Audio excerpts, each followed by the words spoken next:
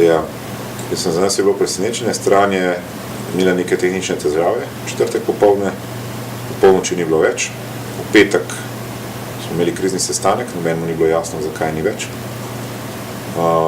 Potem smo se pač posvetovali tudi z gospodom Špeharjem, Matejem, in po skupnem posvetu smo pač pisali na Facebook. Žal v petek nismo dobili odgovora, tako da smo bili cel vikend še vedno brez. Takoj so se začele pojavljati kopije.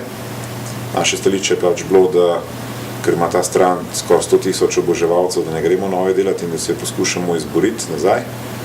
In da uporabimo ta argument, da v bistvu skoraj 20% uporabnikov Facebooka v Sloveniji je na Radio 1. To je zelo velika community, če gledamo na število uporabnikov. In smo tudi vse te argumente navedli.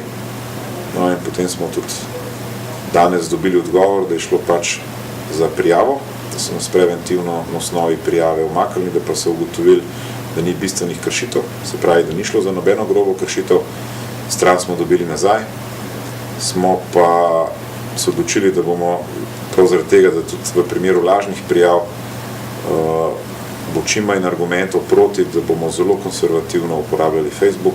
To pomeni, da vse interaktivnosti bodo temeljile na aplikacijah, ne pa več na ostalih, recimo, trikih.